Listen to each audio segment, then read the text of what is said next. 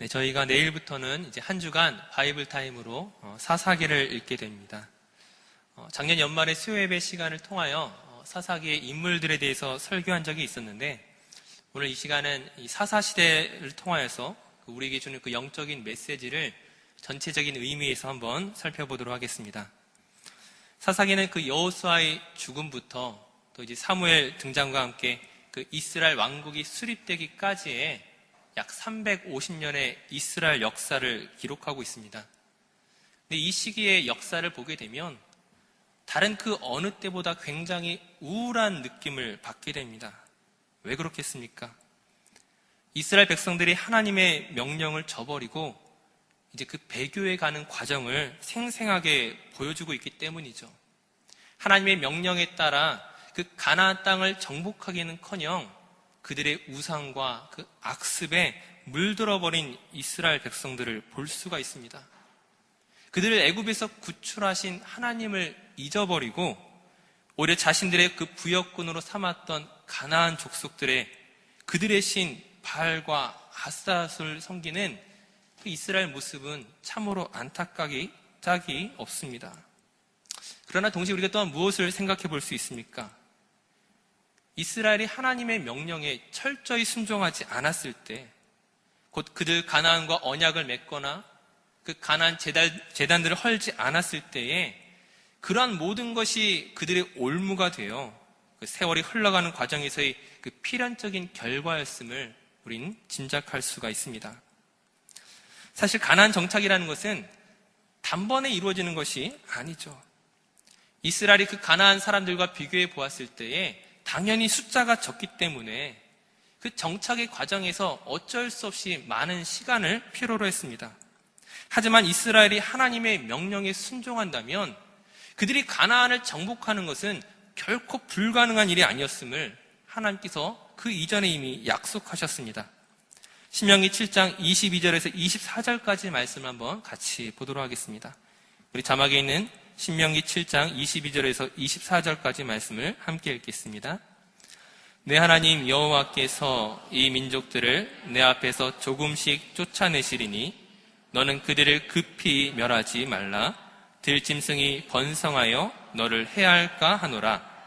내 하나님 여호와께서 그들을 내게 넘기시고 그들을 크게 혼란하게 하여 마침내 진멸하시고 그들의 왕들을 내 손에 넘기시리니 너는 그들의 이름을 천하에서 제하여 버리라. 너를 당할 자가 없이 네가 마침내 그들을 진멸하리라. 아멘. 이스라엘 지파가 그 각 지파가 기업으로 받은 땅에서 서서히 조금씩 강해지면서 그 가나안 주민들을 쫓아내도록 하나님께서 명하셨습니다. 여기서 중요한 것은 이 과정에서의 승리는 무엇에 근거한 것입니까? 하나님의 언약을 충성스럽게 지킬 때 얻게 되는 것이었습니다. 그렇게 할 때 네가 마침내 그들을 진멸하리라는 이 약속이 이루어지는 것이죠. 하지만 우리는 사사기 역사를 통하여 무엇을 확인할 수 있습니까? 이스라엘이 하나님의 명령을 온전히 수행하지 않았다는 것입니다. 그들이 하나님의 명령에 순종했지만 완전히 순종한 것이 아니라 부분적으로 순종했기 때문이죠. 그들이 어떻게 부분적으로 순종했는지를 우리 사사기 그 앞에 있는 말씀에서 한번 찾아보도록 하겠습니다. 먼저 첫 번째로 사사기 1장 19절 말씀을 한번 같이 읽겠습니다.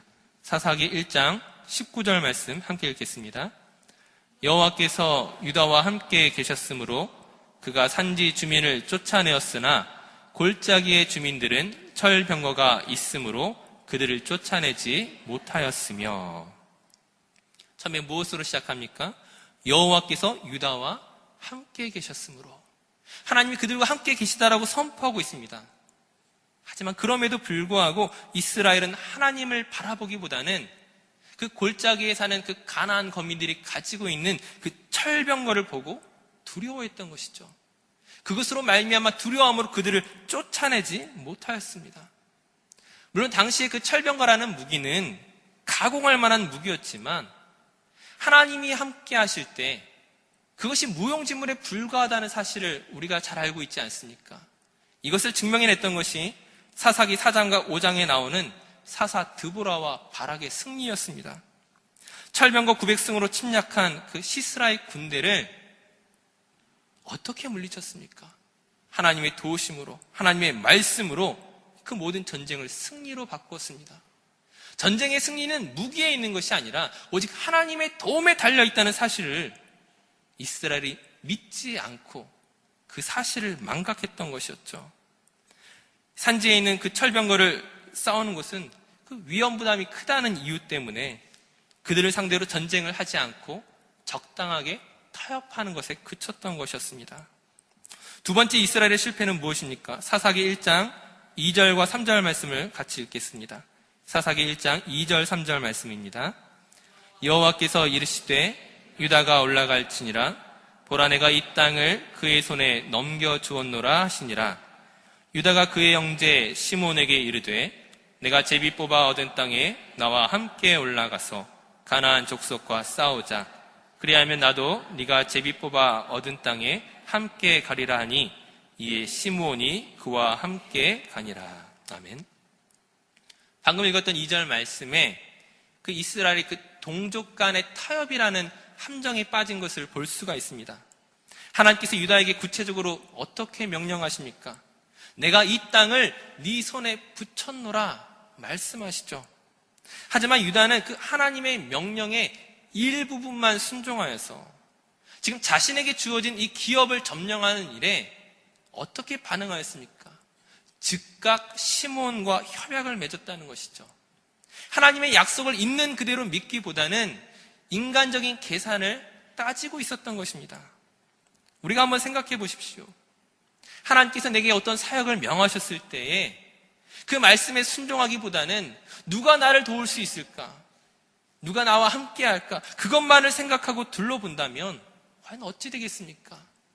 사람을 의지하려고 할 때 사실은 이미 실패의 문턱을 넘어서고 출발하는 것과 마찬가지였던 것이죠. 마지막 세 번째로 사사기 1장 28절과 34절 말씀을 한번 읽도록 하겠습니다. 사사기 1장 28절 그리고 34절 말씀입니다. 이스라엘이 강성한 후에야 가나안 족속에게 노역을 시켰고 다 쫓아내지 아니하였더라. 아모리 족속이 단 자손을 산지로 몰아넣고 골짜기에 내려오기를 용납하지 아니하였으며. 지금 무엇을 말하고 있습니까?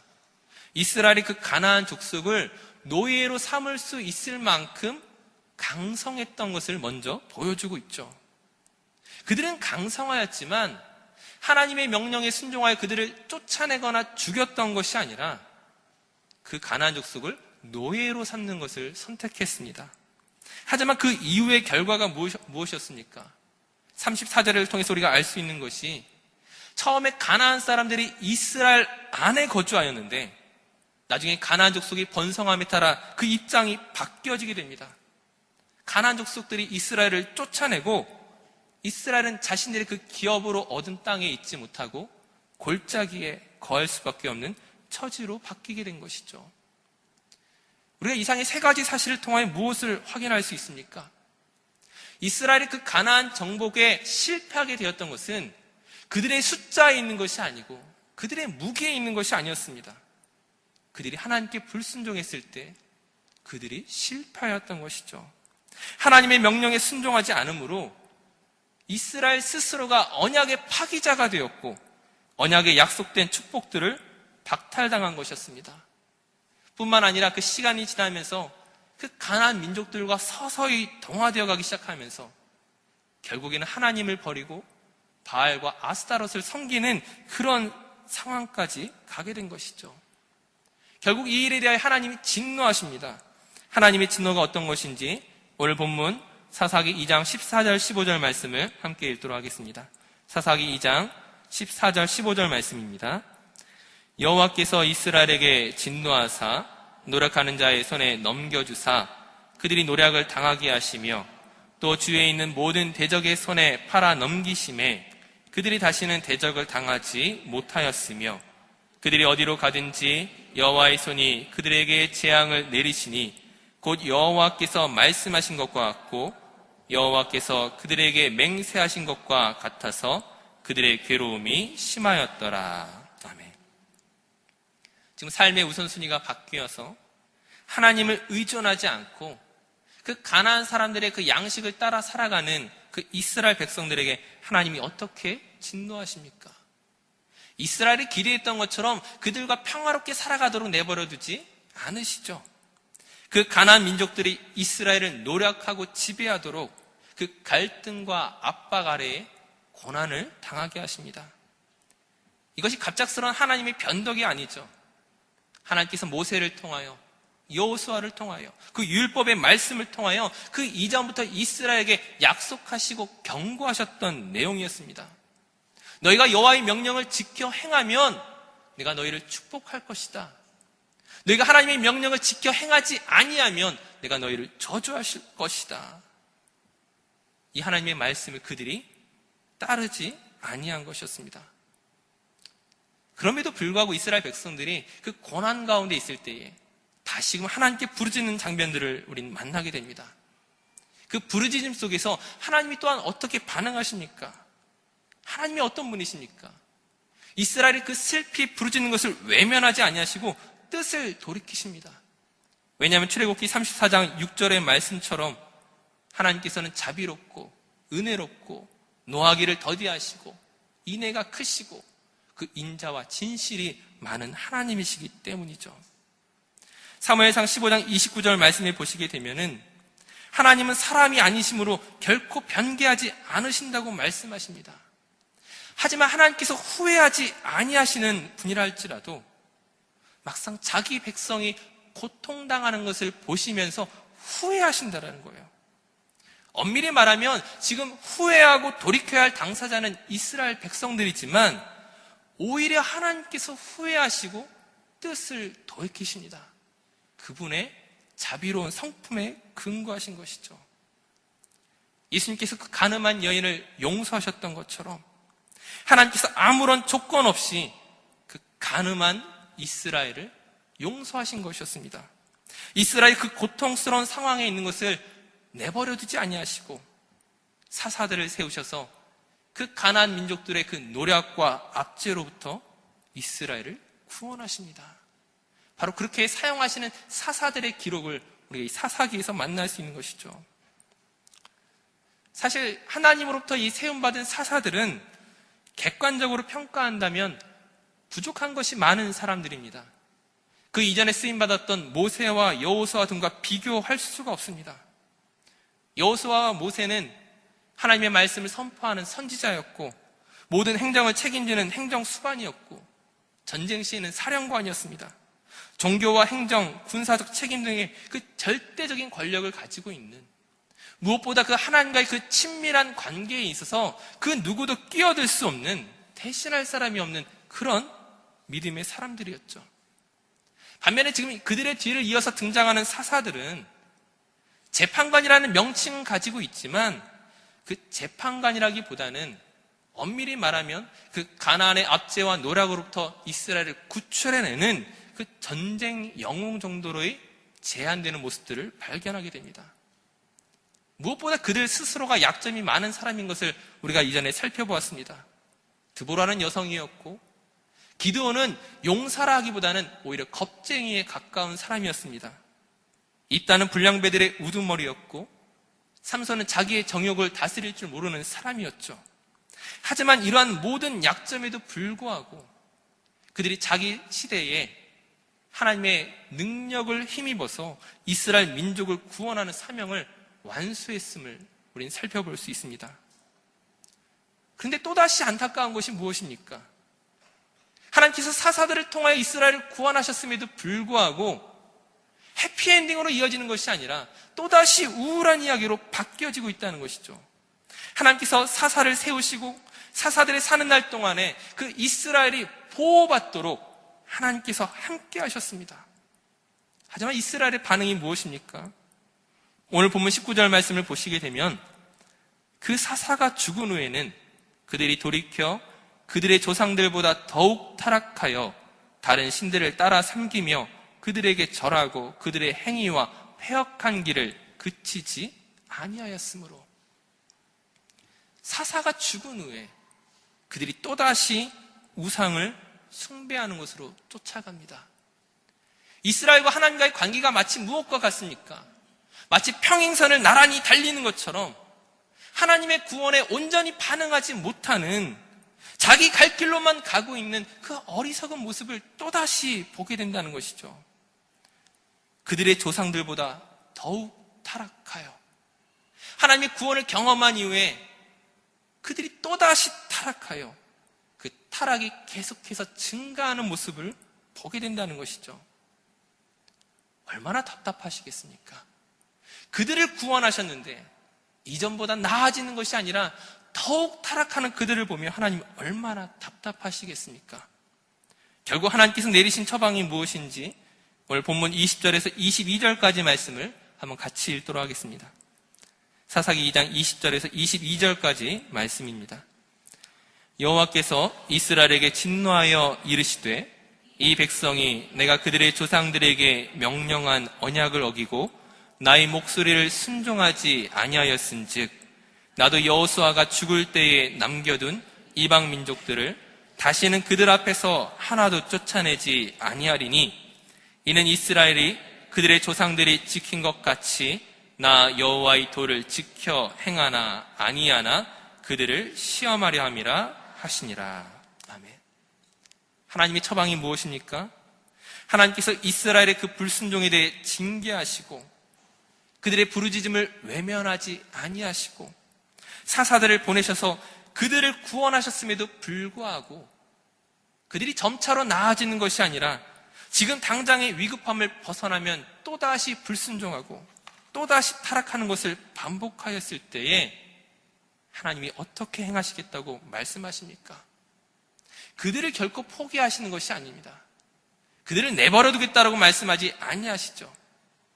하나님이 어떻게 반응하십니까? 여호수아가 남겨둔 그 이방 민족들을 쫓아내지 않고 이스라엘 앞에 남겨두겠다라고 말씀하십니다. 그리고 그들로 하여금 이스라엘을 시험하시겠다라고 말씀하시죠. 무엇을 시험하는 것입니까? 22절 말씀에 이스라엘이 여호와의 도를 지켜 행하는지 안 하는지 보시겠다고 하시죠. 즉 그들 앞에 놓여진 그 이방 민족과 함께 살아갈 때에 그 이방 민족들에게 동화되어 살아갈 것인지 아니면 하나님의 언약을 신뢰하며 그 구별된 삶을 살아갈 것인지 지켜보시겠다는 것입니다. 그 시험 결과에 따라서 그 이방 민족이 하나님의 징계의 막대기가 되거나 혹은 하나님께서 승리케 하시는 이스라엘을 보게 하시겠다는 것이죠. 이런 말씀이 보여주는 것이 무엇입니까? 그 이전과 그 이유가 외적으로는 달라진 것이 없는 것처럼 보이지만 하나님께서 이렇게 말씀하시는 이유가 무엇입니까? 그동안 수차례 하나님께서 자신의 사랑과 용서와 용납함을 증명하셨습니다. 하지만 그 이스라엘의 죄악에 대해서 결코 그냥 넘어가지는 않겠다는 것을 말씀하시는 것이죠. 이스라엘이 그 말씀과 분리되어 제멋대로 살아가는 것을 내버려 두지 않겠다는 것입니다. 사랑하는 성도님들, 오늘 말씀의 결론을 우리가 가지고 이야기한다면 오늘 우리가 살아가는 이 세상이 이와 같습니다. 우리 역시 하나님의 이러한 시험 속에서 살아가고 있다는 것이죠. 어떤 시험이겠습니까? 이 세상에서 동화되어 살아갈 것인지 아니면 하나님의 말씀을 따라 이 세상에서 구별된 삶을 살아갈 것인지 하나님의 시험 가운데 우리가 있다는 것이죠. 그렇다면 이 세상에 동화되어 살아간다는 것이 어떤 모습이겠습니까? 이 세상에서의 성공을 나의 가치로 두는 삶입니다. 어떤 이에게는 물질적인 부유함이 그 가치일 수도 있고 누군가에게는 명예일 수도 있습니다. 이런 것 외에도 세상에서 말하는 성공이라는 수많은 기준들이 있겠죠. 우리가 생각해 봐야 할 것은 이 세상의 물질과 건강과 명예와 혹은 자아실현과 이런 것 자체가 문제가 되는 것이 아닙니다. 이런 것을 이룸에 있어서 부정적인 방법이 사용된다거나 또는 다른 사람의 손해와 희생을 발판으로 만들어지는 것이라면 당연히 세상에서도 문제가 되겠죠. 하지만 중요한 것은 그것이 정당할지라도 그것이 내가 보기에 옳은 방법이라 할지라도 세상의 합리적인 이해와 그 뜻 안에 있을지라도 지금 하나님이 우리에게 말씀하시는 시험의 기준은 세상의 기준과 다르다는 것이죠. 오늘 저와 여러분에게 요구되는 것은 다르다는 것입니다. 왜냐하면 우리에게는 세상의 도, 세상의 원칙, 질서가 아니라 여호와의 도를 따라서 하나님의 말씀을 기준으로 그 법과 도를 지키는 것으로 우리의 믿음을 증명해야 하기 때문입니다. 사사기 21장 25절 말씀에 사사기의 마지막 구절은 이렇게 이야기합니다. 그때 이스라엘의 왕이 없으므로 사람이 각기 자기의 소견에 옳은 대로 행하였더라. 내가 보기에 옳을지라도, 다른 사람들이 그것이 옳은 것이라 할지라도 그 모든 것을 이룸에 있어서 하나님께서 주인되지 아니하신다면, 그것을 통해 하나님의 뜻이 드러나지 못한다면 그것은 무엇입니까? 단순히 자기 자랑이고 썩어질 것에 불과할 뿐이라는 것이죠. 우리의 믿음은 무엇이겠습니까? 우리가 하나님의 언약 백성으로서 나의 생각과 감정을 내려놓고 하나님이 기뻐하시는 방식으로 하나님이 원하시는 뜻을 따라 살아가는 것입니다. 그것이 우리의 믿음의 조건이죠. 로마서 14장 8절의 말씀처럼 우리가 살아도 주를 위하여 살고 죽어도 주를 위하여 죽나니 그러므로 사나 죽으나 우리가 주의 것이로다. 우리의 매일매일의 그 순간순간이 하나님과 동행함으로 믿음을 증명해야 되는 것입니다. 일주일에 한두 번 나와서 예배 드리는 것으로 우리의 믿음의 의무를 다한 것이 아니라 매 순간순간이 하나님의 법과 도와 그 뜻이 저와 여러분을 통하여 나타나야 한다는 것이죠. 물론 이스라엘이 그토록 놀라운 하나님의 구원 역사에도 불구하고 오히려 사사가 죽은 이후에 더욱 타락하고 실패했던 것처럼 우리의 신앙 의지와 우리의 결단이 얼마나 나약한가를 우리 스스로가 증인일 것입니다. 하지만 우리가 또한 믿어야 되는 것이 무엇입니까? 로마서 8장 26절의 말씀처럼 우리의 연약함을 아시는 성령님께서 말할 수 없는 탄식으로 지금도 저와 여러분을 위하여 간구하고 계시다는 것이죠. 우리를 붙들고 계신 것입니다. 믿음의 길을 살아갈 수 있도록 나의 능력으로가 아니라 하나님의 도우심을 힘입어 이 일들을 할 수 있도록 우리를 밀고 계시다는 것이죠.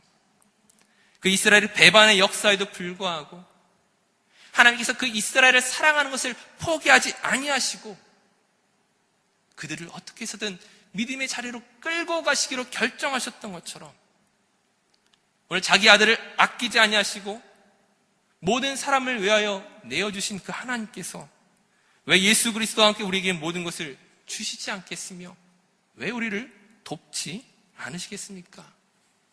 사랑하는 성도님들, 여호와의 도를 지켜 행하십시오. 말씀을 아는 것에서 그치는 것이 아니라, 말씀을 말하는 것에서 그치는 것이 아니라 오늘 우리의 삶을 통하여 하나님의 법이 드러나야 한다는 거예요.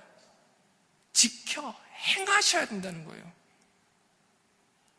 얼마나 많은 그리스도인들이 말씀은 많이 알고 있지만 그것을 다른 사람에 전하고 있지만 삶으로 증거하지 못함으로 말미암아 우리가 이 세상에 빛과 소금의 역할을 감당하지 못하고 얼마나 비천하게 된 사람들이 많이 있습니까? 다시 한번 우리 자신을 돌아보시고 하나님, 나를 사용하여 주시옵소서. 나를 통하여 하나님이 기뻐하시는 그 일들이 드러내게 나를 도와주시옵소서. 매일매일 간구하며 나아갈 때에 성령의 힘입어 우리가 이 세상에 참된 빛과 소금의 역할을 감당하게 될 줄로 믿습니다. 귀하게 쓰임받는 저와 모든 성도들 되시기를 간절히 축원합니다. 함께 기도하시겠습니다. 우리가 놀라운 하나님의 은혜를 경험하고서도 우리의 삶이 변화하기는커녕 실망스러울 때가 얼마나 많이 있습니까? 이 시간 성령님의 도우심을 구하시기 바랍니다. 하나님 나라의 기준에 걸맞는 예수의 사람이 되도록 우리를 인도하여 주시옵소서. 말씀을 따라 지키며 행하는 구별된 그리스도인이 내가 되게 하여 주시옵소서. 우리 시간 다시 한번 결단하며 다짐하며 함께 기도하도록 하겠습니다.